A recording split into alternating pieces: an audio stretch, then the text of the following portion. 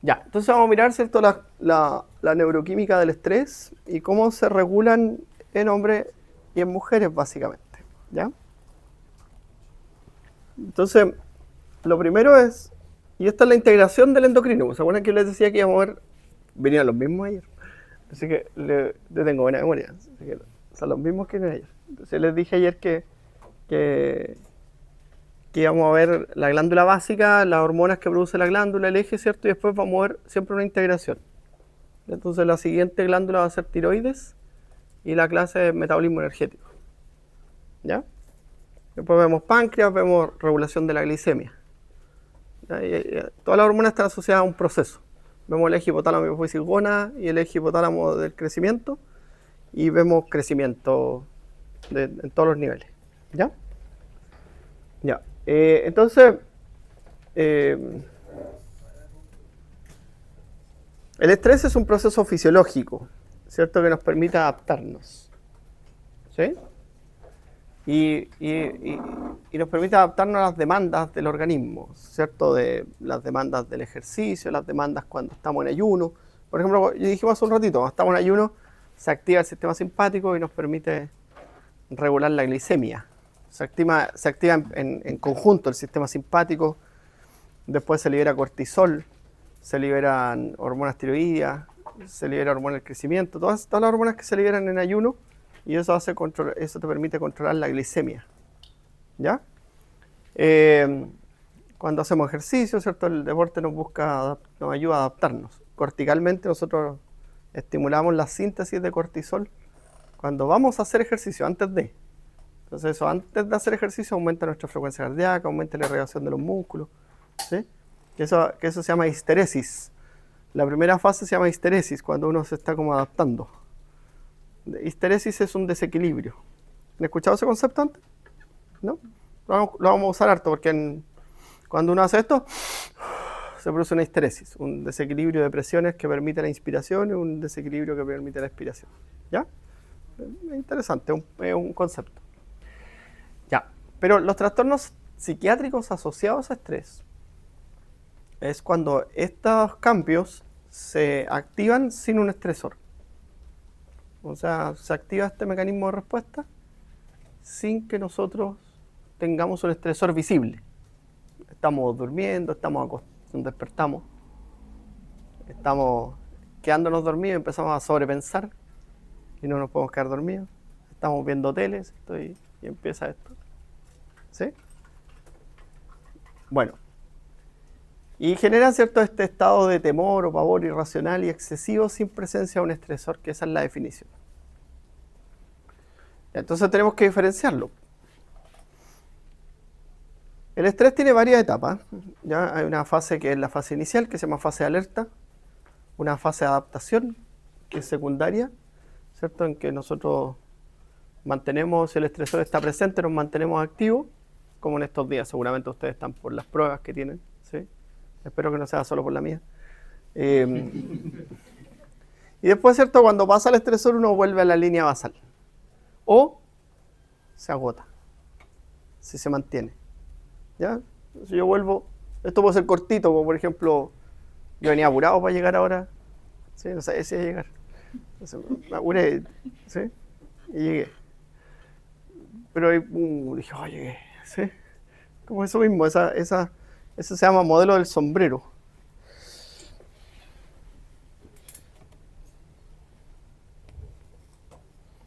Así, tú estás en un estado basal y genera un cambio y vuelve al estado basal. Eso se llama modelo del sombrero. ¿Ya? Bueno, o si el estresor persiste, nosotros entramos en una fase de agotamiento. Entonces, la gente que piensa estas cosas dice, oye, mira, los chiquillos necesitan una semana de receso. Y les dimos una semana de receso donde uno cambia sus actividades simplemente, nada más. Y eso te desconecta. Solo cambiar tus actividades te desconecta. No, cuando uno hace descanso, yo leo de esto, soy experto en esto, tengo capítulos de libros de esto, así que las cosas que le estoy hablando es de evidencia, todo tiene una evidencia, ¿ya? Cuando uno hace una actividad distinta a la que hace rutinariamente, Eso te relaja. Por ejemplo, tú puedes decir, el fin de semana voy a cortar el pasto, no sé, voy a construir una casa para un pájaro, ¿sí? Una casa para un perro, no sé. O otra cosa, no sé, voy a tocar guitarra, voy a hacer, no sé, cualquier cosa. Algo que es distinto a lo que uno hace de forma habitual y rutinaria, porque a veces uno piensa que no está estresado, pero en realidad está estresado. ¿Ya?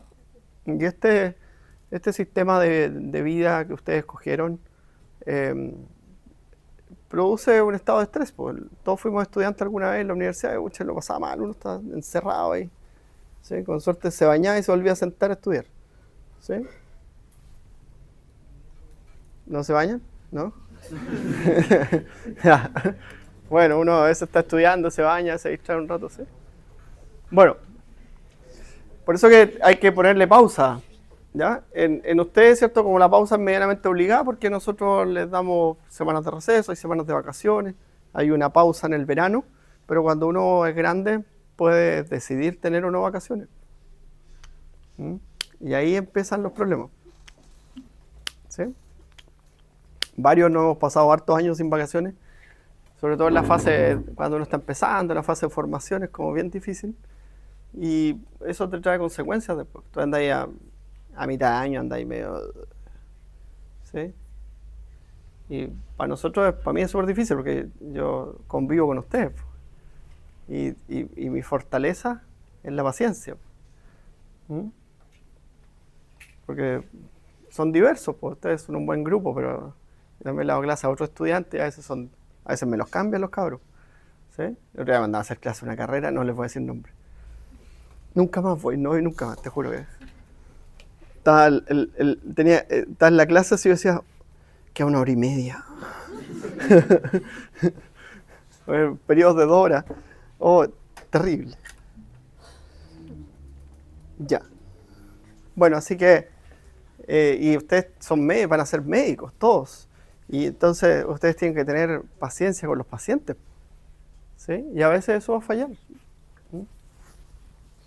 Yo tengo un amigo personal, también sin decir nombres, que no puede atender pacientes. Tiene un estrés postraumático, medio fobia con los pacientes. No puede atender pacientes. Imagínate, un médico no puede atender pacientes. Y bueno, la razón lo ha trabajado porque lo quiere trabajar para superarlo, imagínate, es su fuente de ingreso. Sacó una mugre al principio, no paraba. Un día, ¡ta! Reventó. Y hizo un trastorno de estrés postraumático. Porque estas situaciones de estrés patológicas normalmente vienen de una experiencia aversiva intensa. Un trauma de niño, un trauma que sufrieron tus madres durante el embarazo, o algún evento que gatilló este proceso que te generó a ti una incomodidad, una complicación, y esa situación traumática intensa genera un cambio en la arquitectura del cerebro. Y eso produce estos trastornos psiquiátricos asociados a estrés. ¿Ya? Ya, sigamos con lo fisiológico. Entonces, el estrés fisiológico lleva a la activación en minutos del eje hipotálamo hipófisis suprarrenal. Si ustedes se dan cuenta aquí, el eje hipotálamo hipófisis suprarrenal lleva a la liberación de cortisol, pero en paralelo y antes se activó la respuesta simpática. Pero mira, el locus ceruleus, que responde a los estímulos simpáticos, también ¿cierto? Hace un feedback con el cortisol y hace un feedback con el núcleo pulvinar que vimos ayer. ¿Ya? Y además descarga adrenalina periféricamente por 2 caminos, la noradrenalina y la adrenalina medular. Entonces esto se activó en segundos el sistema simpático, en segundos restantes la glándula suprarrenal y en minutos el eje hipotálamo hipófisis suprarrenal. Y eso genera cambios adaptativos, que ustedes lo están viendo ahí. Pues aumenta la glicemia, aumenta la frecuencia cardíaca, aumenta la presión arterial, mejora la irrigación de órganos vitales, se produce broncodilatación y mejora la ventilación. Se produce ese estado de analgesia inducido por estrés, ¿cierto? Por la liberación de endorfinas a nivel central. Todos los mecanismos que llevan a la liberación de glucosa a la sangre y la utilización de la glucosa como fuente energética, ¿ya? Y los dije todos. además aumenta el tono muscular.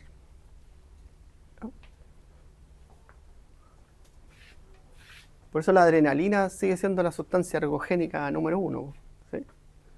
En su forma de efedrina. Esa es la forma de la adrenalina de larga duración, porque la adrenalina tiene una duración corta. El fármaco igual tiene una duración corta. Ya, entonces hay un cambio conductual y un cambio físico. ¿Ya? El cambio conductual, ¿cierto?, es provocado por un cambio en la función cortical. Esto es súper importante, porque nosotros en el cerebro tenemos dos partes. La corteza, que es el área más desarrollada de nuestro cerebro. Ustedes están llevando neurociencia, así que lo que les voy a decir es fácil para ustedes.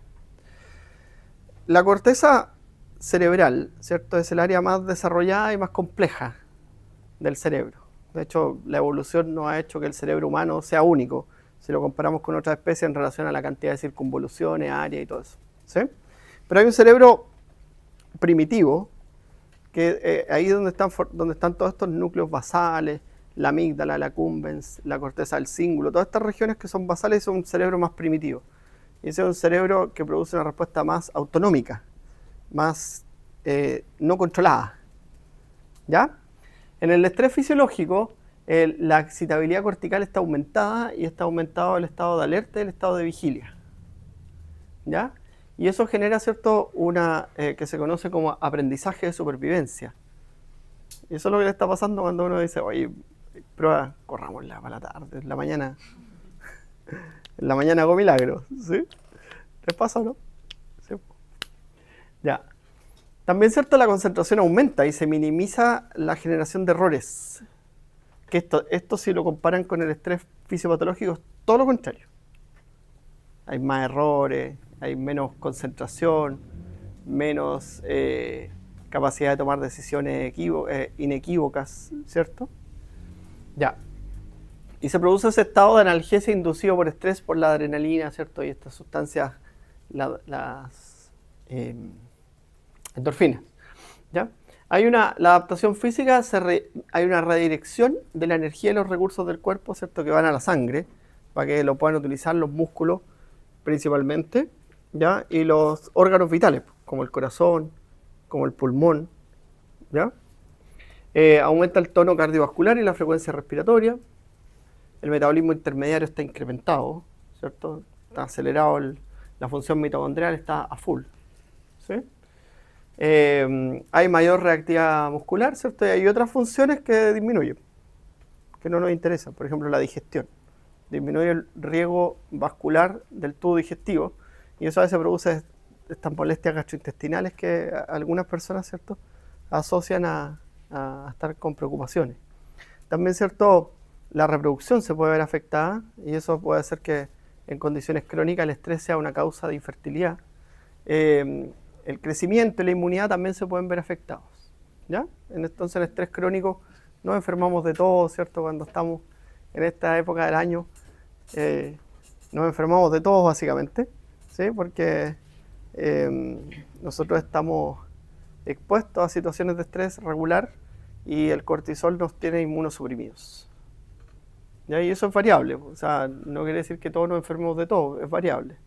¿Sí? En algunas personas se marca más y en algunas personas van a ver ustedes que se marcan más y ustedes se conocen ya, con los 20, 25 años que tienen, se conocen que cuando están con situaciones de estrés, en algunos, ¿cierto?, aumentan la sintomatología respiratoria o se le producen problemas gastrointestinales o infecciones urinarias, son como comunes asociadas a estrés y que son como recurrentes. ¿Sí? Yo tengo estrés y me empieza la rinitis que se transforma en rinosinusitis, pero así en 2 segundos. Entonces empiezo a tener una molestia aquí y ya listo, yo sé para dónde vamos. ¿Sí? No les voy a preguntar porque son cosas, lo mío por lo menos rinitis, ¿sí? Bueno, para que nadie me diga que le da diarrea. ¿Ya? Ya, ahora el estrés fisiopatológico, ¿cierto? El estrés crónico, predomina esta etapa, la fase de agotamiento, ¿ya? Entonces, en la fase de agotamiento, ¿cierto?, normalmente el estímulo está presente repetitivamente y es de larga duración, ¿cierto? Y normalmente, ¿cierto?, se empiezan a fallar los mecanismos adaptativos que vamos a estudiar aquí, Y eso lleva, ¿cierto?, a la aparición de patologías, que como son patologías asociadas a estrés, se llaman patologías psicosomáticas. ¿Ya? ¿Cuáles son las principales causas de estrés? Ahí están. Entonces, no es solo el tener mucho trabajo. Hay causas de estrés que son, por ejemplo, uno cuando no tiene idea qué hace su trabajo, eso también es una causa de estrés. La poca participación en las organizaciones sociales, los amigos, ¿cierto? ¿Sí? Hoy día por lo menos está todo, usted le pone 1000 nombres, yo no entiendo ninguno, ¿sí? Mi hija me habla a veces y yo le digo, explíqueme mi amor qué es eso, no tengo idea, ¿sí? Grooming, boomer, no sé, unas cuestiones raras que... facto, no sé, palabras raras, no entiendo nada, ¿ya? Pero, claro, cuando uno, por ejemplo, si ustedes hacen lo siguiente, aislar a un compañero y no hablarle, ese lo está pasando mal, ¿ya? Y eso hay que pensarlo, porque ustedes son gente de la salud que tiene que promover la salud en todo su espectro. Entonces no puede ser que haya un compañero que les cayó mal o hizo algo que les pareció mal y lo aíslan y no le hablan más. En los colegas también, pues yo a veces resuelvo problemas de eso. Dicen, profe, ¿sabes que estamos en el internado? Le celebraron el cumpleaños a la doctora y a mí no me invitaron. Y le digo, ¿pero por qué no te invitaron? No sé, pues. Y el cabro mal, pues. Me dice, ya haciendo eso harto tiempo. Entonces vengo a pedir que me cambien de internado. Esas son cosas... Todos los días pasan esas cosas. Todos los días yo escucho esas cosas y las tenemos que resolver. Esa es un causante, un gatillante de estrés. Ya cuando uno tiene problemas con un compañero, ¿sí? Problemas de pareja, ¿sí? Traten de no pololear con las compañeras y con los compañeros, que los van a ver 7 años. ¿Ya? Ojalá duren los 7 años si pololean. ¿Ya? Pero si se termina antes, eso genera conflictos también. Todo eso está ahí, ¿ven? Malas condiciones de trabajo también, pues causante de estrés. ¿Sí?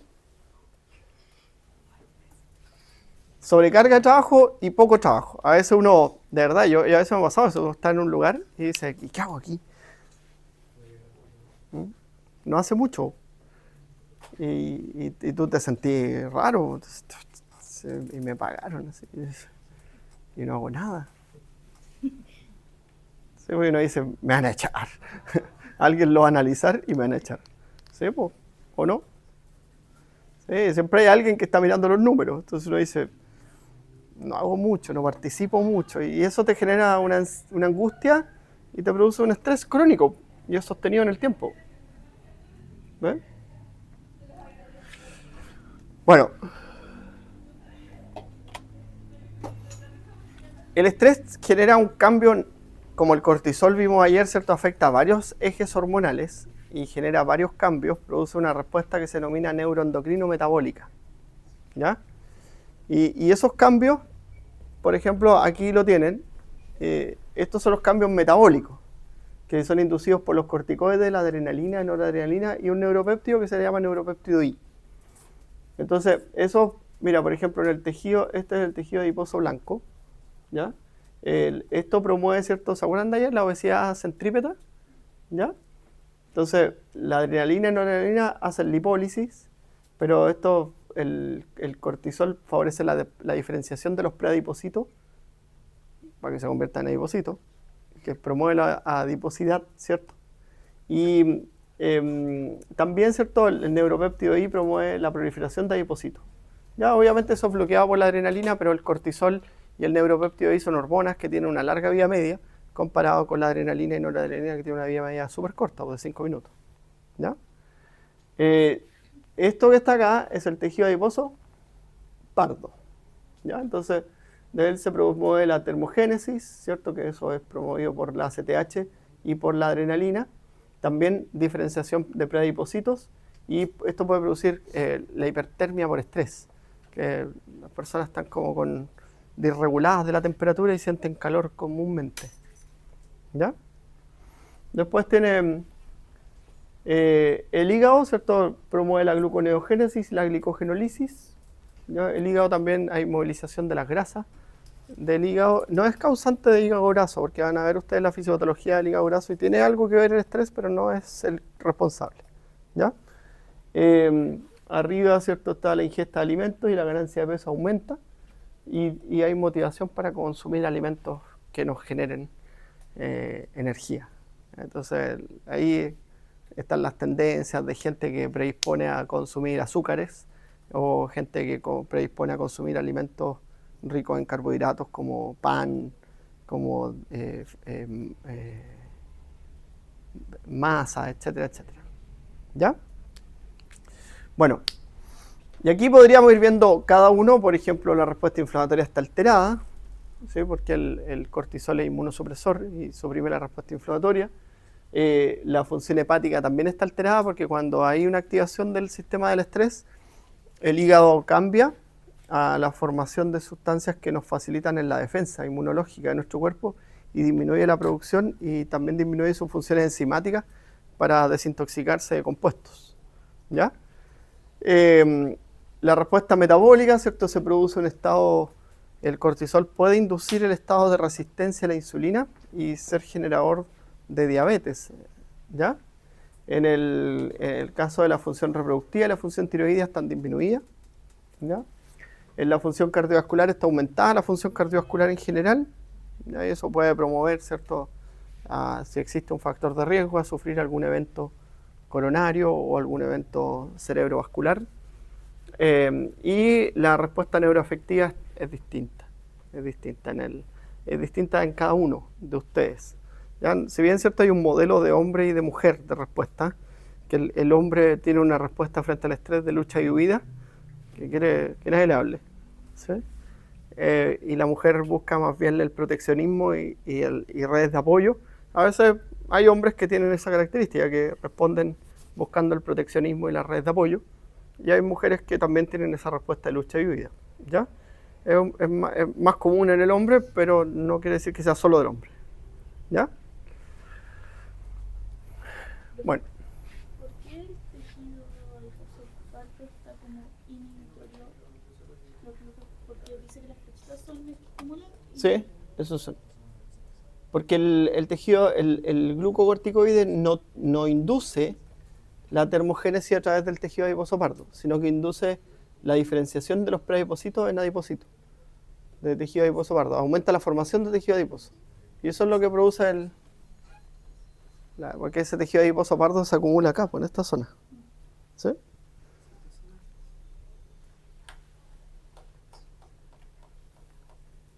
Bueno. Esa es una respuesta de estrés fisiológico, ¿cierto? ¿Sí? Controlada. Controlada la pelota en el aire, en movimiento, una cuestión, pero súper complicada, ¿sí? Yo no lo habría hecho nunca. Bueno, jugar a la pelota no es lo mío, ¿ya? Bueno, y aquí lo que ocurre es que si ustedes se dan cuenta, estas estructuras que son la amígdala, el hipotálamo, el estriado, los núcleos dopaminérgicos y adrenérgicos están controlados por la corteza motora, la corteza prefrontal, perdón. Porque todo esto es corteza prefrontal, dorso medial, corteza prefrontal, dorso lateral, corteza prefrontal derecha e izquierda, ¿ya? Y ustedes seguramente el profesor de neurociencia ya les dijo que esa teoría del cerebro derecho, el cerebro izquierdo, se fue hace rato, ¿cierto? Sino que el cerebro actúa como una estructura, ¿cierto?, controlando el lado derecho y el lado izquierdo del cuerpo, ¿sí? Y se comunica a través del cuerpo calloso, ¿sí? Y eso lo hace, ¿cierto?, esta corteza prefrontal. Entonces, mira, la corteza prefrontal dorso medial, ¿cierto?, monitorea los errores. Eso es lo que hacen, en definitiva. La corteza dorsolateral, no quiero que se la aprendan así. Mantiene el estado de alerta, inhibe, ¿cierto?, los errores, ¿sí?, o las acciones inapropiadas, y regula las emociones. Ya que eso es súper importante, porque el control de las emociones, si bien es cierto cuando uno tiene un episodio traumático, ¿sí?, porque a mí me preguntaban eso todos estos días. Y cuando tú tienes un episodio traumático, por ejemplo un choque, te puede dar un estado de shock, ¿cierto? Uno puede caer en shock y quedarse mudo o tener un disparo de histeria y salir del auto y patear el auto, no sé. ¿Sí? Porque es una situación traumática intensa. En ese momento no está controlado así, porque esto tarda. En ese momento se activa esto y genera una respuesta, una hiperactividad de la respuesta. Luego viene esto, el control. Ahora, en situaciones menos intensas, como por ejemplo una prueba, una situación que usted tenga que operar a un paciente, ¿cierto? Y esté como nervioso, tenga que dar un examen, cuando uno tiene un examen de grado, ¿sí? Eso es terrible, esa cuestión es una tortura. Además te dicen así, va a rendir su examen de grado el día 12 de junio. 12 de junio, quedan como 3 semanas, ¿sí? Y está ahí todos esos días así como, y no dormí, y soñé que reprobaste, y mil cosas, ¿sí? Bueno, algunos de ustedes son profesionales y han dado exámenes de grado, ¿cierto? Bueno, en un momento le va a tocar dar un examen, ¿sí? Y el otro día te voy a acompañar a una ex estudiante nuestra que tenía que dar su examen de la especialidad, y los días previos me decía, oh, me quiero morir. Y yo decía, sí, es normal. ¿Sí? Normal, pero no te mueras, le decía. Y bueno, y ahí nosotros lo regulamos esto, ¿sí? Lo regulamos, porque eso, si no está regulado, te genera todos los otros problemas. Esos problemas.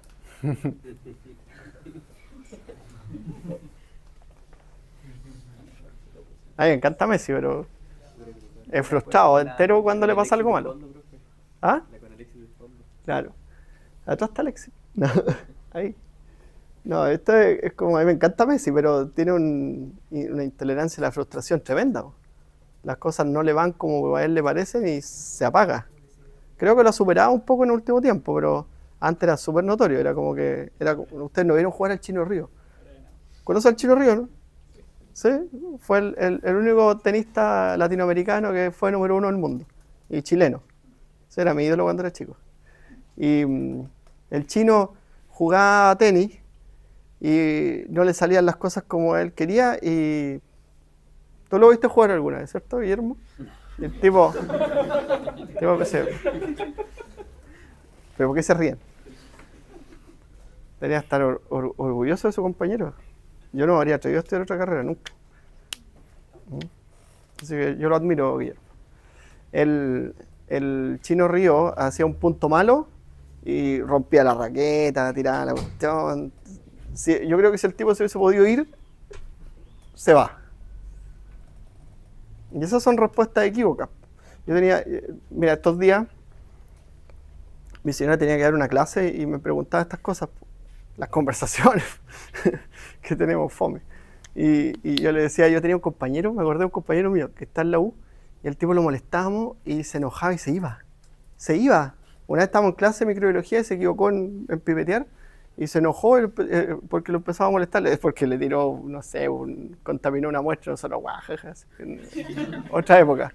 Y el cabro agarró sus cuestiones y se fue en la mitad de la clase, y la profe le decía, va a reprobar, no me importa, y se fue.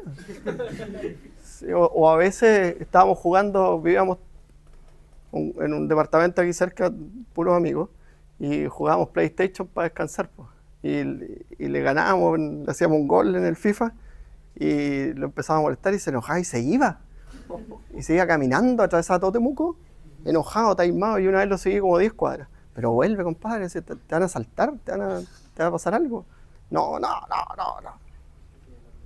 Ya, pues eso no le puede pasar, pues. ¿Sí? Ojalá que haya encontrado tratamiento. Pero esas cosas no le pueden pasar, pues. Esas son una patología asociada a estrés. Y eso normalmente ocurre cuando estos son los centros que predominan en la respuesta y estos centros inhiben la regulación prefrontal. ¿Ya? Mira, hay algo que en las patologías psiquiátricas no se puede revertir.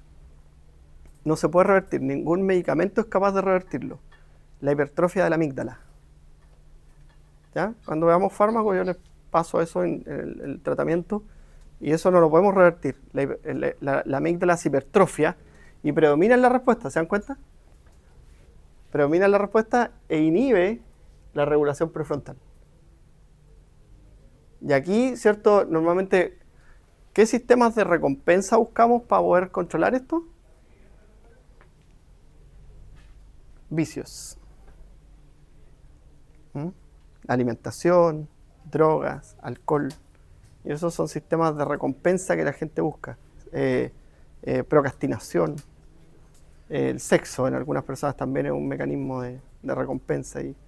Y van generando esos cambios y buscan un mecanismo de recompensa que controle, le ayuda a regular el proceso.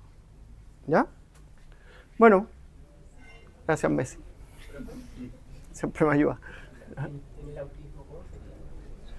Ya, es que es una condición, no es una patología, por lo tanto, si es una patología no tiene un mecanismo etiopatogénico de explicación del proceso. ¿Ya? Por lo tanto, no te podría responder eso. ¿Ya? Ahora hay unas teorías, por ejemplo, que tienen que ver con unas enzimas que metabolizan y aumentan los niveles de una molécula, pero es una teoría nomás, porque sigue siendo una condición. No es como la fibromialgia, que es categorizada como una patología hoy día, y tiene un mecanismo fisiopatológico y hay factores que tú puedes medir y decir si tiene estas moléculas, tiene la patología. ¿Ya? Ya. ¿También o no? ¿Sí? Es que a mí me entretiene esto, pero no sé si a usted le entretiene, ¿no? El otro día le hice clase a mi hija y mi hija me dijo, papá, ya. Entendí la gluconeogénesis. Bueno, esto es algo que ocurre con el estrés, mira. Esto es un círculo, se entiende así esto, ¿cierto? Y se ve los niveles que se ven afectados. ¿Ya? Entonces tú ves, ¿cierto? Las monoaminas, que son las catecolaminas, tienen solo efectos sinápticos. ¿Ya? CRH y otros péptidos, ¿cierto? Esos efectos pueden llegar hasta el cambio en factores de transcripción. ¿Ya? Pero los corticosteroides, mira los corticosteroides, generan cambios sinápticos, cambios en factores de transcripción y cambios en la estructura génica. El estrés puede producir mecanismos epigenéticos, cambios en la estructura del ADN, que eso queda para siempre y además son heredables. ¿Vieron la epigenética, cierto? Ya. Entonces, mira, en una situación de estrés, ¿cierto? Versus una situación en la cual, ¿cierto?, es una experiencia gratificante. ¿Ya? ¿Y cómo se ve eso, cierto?, en la respuesta. Entonces, en los glucocorticoides y las citoquinas están aumentadas en una situación de estrés. Y esos glucocorticoides suprimen la proliferación de células y generan algo que es súper importante que está asociado a estrés. Afectan la neurogénesis del adulto. ¿Ya? En cambio, en la experiencia positiva, ¿cierto?, las personas suprimen la acción de los corticoides y de la citoquina y promueven la proliferación y la diferenciación. Por eso que el aprendizaje tiene que ser un momento de felicidad, de que nos llevemos bien, de que nos tratemos bien. ¿Sí? Importante, ¿no? Ya. ¿Esto a nivel central? No, esto a nivel central. A nivel central. Porque estamos hablando del hipocampo. ¿Sí? ¿Qué significa eso? Por eso de neurogénesis. Cuerno de Amón, ¿cierto? Y eso es el hipocampo. El giro dentado, esto del hipocampo. ¿Ya? Que tiene que ver con la neurogénesis. Ya. Entonces, el estrés puede producir cambios a distintos niveles. Entonces puede producir cambios de los sistemas neuroquímicos, de la plasticidad sináptica, morfológicos y de la supresión de la neurogénesis, que todos esos factores van a terminar alterando el aprendizaje y la memoria. Por eso que a veces en situaciones de estrés tenemos solo el cambio neuroquímico. A veces uno tiene el cambio neuroquímico, y tu cerebro está invadido de neurotransmisores y tú te bloqueas. Por ejemplo, a veces uno tiene que rendir un examen y se bloquea. ¿Sí? Se bloquea. Yo recuerdo una cosa que me pasó a mí una vez.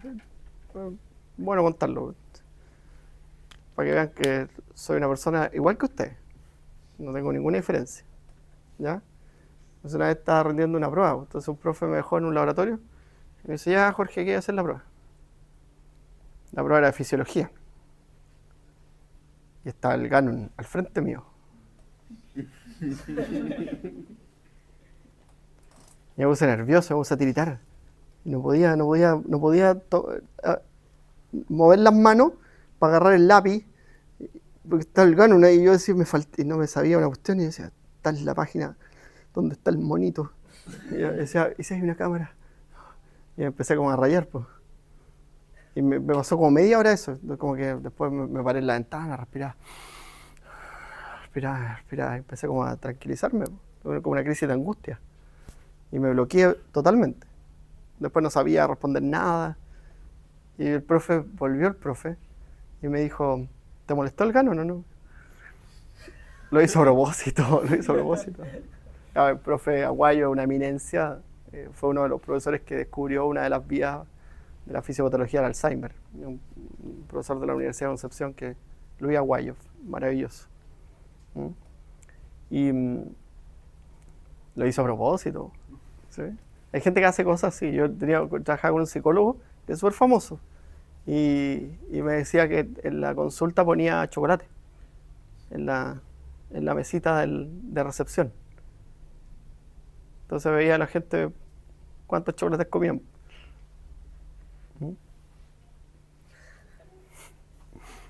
No sé, cosas. Nosotros una vez hicimos un test, que hay una prueba que se llama Iowa Gambling Task. Es una prueba que son unas teclitas que tú apretas ahí y son como los juegos de apuestas del casino. Entonces tú, la tecla A, B, C y D. Y una tecla te da 50, ponte tú, 50 pesos. La otra tecla te da 100 pesos, pero cada 3 te quita 50. La otra te da 500 pesos, pero cada 3 te quita 1000, no sé, una cosa así. Y la otra te da 1000 pesos, pero cada 3 te quita 10.000, no sé, una cosa así. Y están desordenadas las teclas. Entonces la gente las empieza...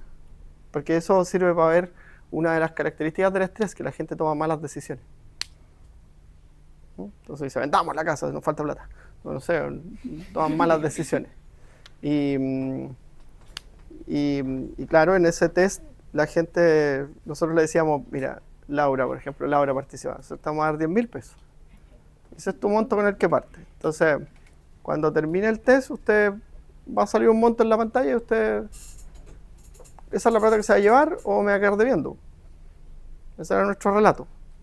Y de repente los mirábamos, había una cámara. De repente miraba y la pantalla tenía menos 100.000.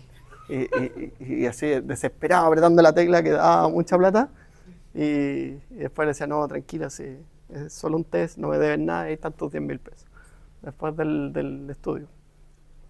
Pero esa es una característica, que toman malas decisiones las personas con estrés. ¿Ven? Como los ludópatas, que son terribles. Hay gente que eso usted los va a tocar ver, y ojalá no lo hayan vivido. Ojalá no lo hayan vivido nunca. Pero yo he conocido a harta gente que ha perdido todo. Todo, la casa, los autos, el trabajo, la empresa. Todo. Apostando. Terrible. Eso sí es terrible. Ya. Ahí aparecía que se pueden provocar cambios morfológicos por estrés y a nivel de transcripción de ADN incluso. Claro. ¿Podría generar procesos neoplásicos? Sí, es una de las vías carcinogénicas del estrés. Ya. Porque ahí en el cáncer, ustedes vieron cáncer, ¿cierto? En biología celular. Entonces están los oncogenes. ¿Qué es lo que es un oncogen?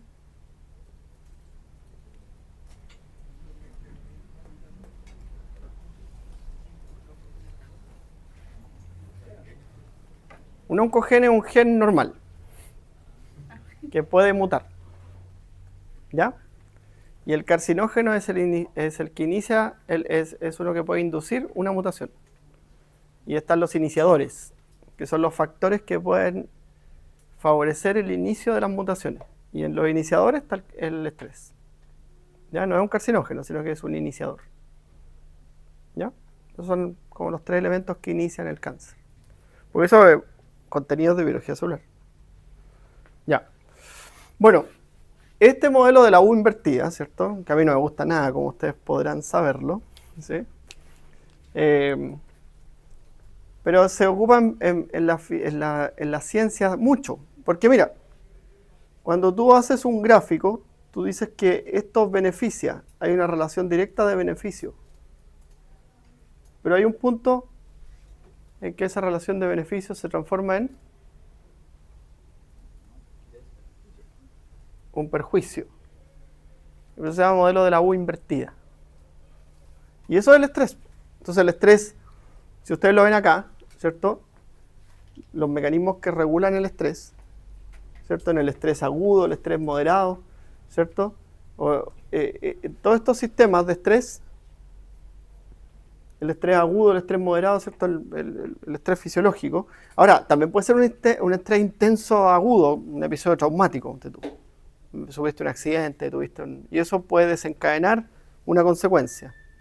Eso es lo que le estaba diciendo antes. O sea, yo puedo tener un episodio traumático, hacer un shock, nunca respondí así, y después de eso quedar con una consecuencia que se transforma en una enfermedad. ¿Ya? O puede regular y volver a su estado basal. ¿Ya? Bueno, pero al inicio, si se dan cuenta ustedes, ¿cierto? Favorece, incrementa las actividades como la transmisión sináptica, la potenciación a largo plazo, el aprendizaje y el autocuidado. Todo esto, ¿sí? Pero cuando el estrés es sostenido y se transforma en estrés crónico, ¿ya? Y vienen, ¿cierto?, los mecanismos ya de pérdida de adaptabilidad y fatiga, ¿cierto? El estrés puede generar todos estos cambios que son negativos. Entonces, todo lo beneficioso, ¿cierto?, se transforma en una supresión de la transmisión sináptica, en una supresión de la potenciación a largo plazo, en una supresión del aprendizaje, ¿cierto? En supresión de la plasticidad neuronal, daño por excitotoxicidad, y eso puede producir daño neuronal. ¿Se dan cuenta? Entonces, por eso se llama modelo de la U invertida, que siempre está. O sea, uno lo vamos a ver después. Tú dices,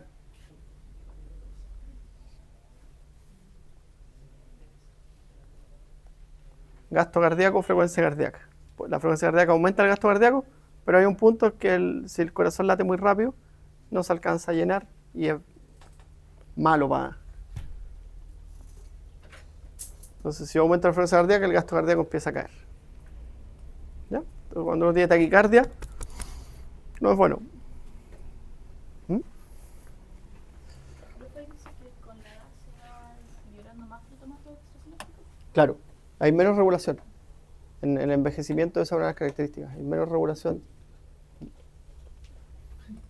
El envejecimiento del cerebro, ¿cierto?, genera más glutamato y más liberación de radicales libres e inflamación. Entonces los adultos mayores son muy susceptibles a desarrollar depresión y trastornos de ansiedad en situaciones traumáticas, como el abandono, por ejemplo, que es como lo más complejo de ellos. ¿Ya? Ya. Yo creo que con esta vamos a quedar porque esta es como una asignatura ancla para lo que sigue. Entonces, puedes tener, ¿cierto?, en el estrés crónico, en la fatiga de esta respuesta, ¿cierto?, se puede desencadenar un aumento en la actividad del eje o una disminución de la actividad del eje. Esas son consecuencias fisiopatológicas, ¿ya? Fase de agotamiento. El aumento de la actividad del eje da origen a trastornos de la conducta alimentaria, como la restricción alimentaria crónica, a la depresión, a la anorexia nerviosa, al trastorno obsesivo compulsivo. Todos estos que son trastornos en que el eje está aumentado en su actividad. Incluso una alteración endocrino-metabólica como el hipertiroidismo. ¿Ya? La disminución de la actividad del eje, ¿cierto?, normalmente da origen a depresión estacionaria, síndrome de fatiga crónica, fibromialgia, hipotiroidismo, enfermedad autoinmune. Esto le pasa Este es común en los deportistas también, cuando entrenan mucho y no hacen periodos de descarga, de descanso, tienen síndrome de fatiga crónica y se abandonan el entrenamiento. ¿Ya? Yo en eso hice mi tesis doctoral, en eso. Y esto es más común en los hombres y esto es más común en las mujeres. ¿Ya? Pero no quiere decir que un hombre no pueda hacer esto o una mujer no pueda tener una de esas. ¿Ya? Es más común, ¿no? Ya. Profe, ¿y de qué depende que aumente o disminuya la actividad? De la respuesta que desencadene finalmente el sistema de fatiga. ¿Ya? Puedes quedar con hiperreactividad o con fatiga del eje. ¿Ya? ¿Como algo aleatorio o más o menos está definido como... No, es aleatorio. Es más común en hombres la hiperreactividad y es más común en las mujeres la fatiga del eje. Pero es aleatorio básicamente. Ya, entonces el estrés depende de múltiples factores y es regulado por múltiples elementos que los vamos a ver en la otra clase que es mañana, ¿cierto? Profe, en el caso de que aumente, digamos, por ejemplo, hay hipertiroidismo, ¿sería crónico y tendría que empezar a tratarse como toda su vida para...? Se trata como un hipertiroidismo. El hipertiroidismo se trata, dependiendo de la causa, hay fármacos que normalmente el estrés, hay fármacos que inhiben la acción de la hormona tiroidea o la función tiroidea. Hay un tratamiento farmacológico, un tratamiento quirúrgico, hay distintos tipos de tratamientos. Pero, por ejemplo, si toman fármacos, ¿tendría que ser toda su vida? No, normalmente el hipertiroidismo se regula, a menos que... No, es raro que sea crónico. Pues normalmente puede ser crónico si tiene un tumor y no se opera, la persona no accede a operarse, pero cuando es por una hiperactividad funcional de la glándula, normalmente responden súper bien al tratamiento con yodo o al tratamiento con metimazol, que se llama el fármaco. Y en el caso del hipotiroidismo provocado igual por la disminución de la actividad del eje. El hipotiroidismo, bueno, ahí se tiene que suplementar con la hormona, hasta que normalmente como es secundario se controla la situación que lo genera y la glándula vuelve a funcionar normal. ¿Ya? Ya, pues. Con respecto a la amígdala, en realidad es como que escuché algo distinto en neurociencia y es que la hipertrofia de la amígdala es crónica entonces. Sí, No hay nada que pueda disminuir o cambiar. no. En neurociencia no mencionaban que podía disminuir. Hay relatos, no evidencia, ¿ya? Porque yo de esto busco siempre. De que, por ejemplo, la meditación, todas estas técnicas alternativas de relajación tienden a generar un cambio, pero ¿cómo lo resuelven ustedes? Si no hay una imagen que me diga a través de mediciones seriadas, a través de resonancia, no hay evidencia científica, por lo tanto. ¿Ya? Así que lo que actualmente existe es que se genera los eventos traumáticos, genera una hipertrofia de la amígdala y la amígdala pasa a ser dominante en la función cerebral, que sería como que te funciona, asume la dominancia del cerebro primitivo. ¿Ya? Ya, y ahí vamos a ver estas cosas entretenidas, ¿cierto? Como por ejemplo diferencias de regulación entre hombres y mujeres y esas cosas. Ya. Mañana, ¿cierto? Mañana tenía alguno usted o no. Yo no uso agenda, pero tengo la idea que mañana vamos a hacer un repaso, ¿no? Sí. Ya. Sí, pues. Ya, mañana entonces.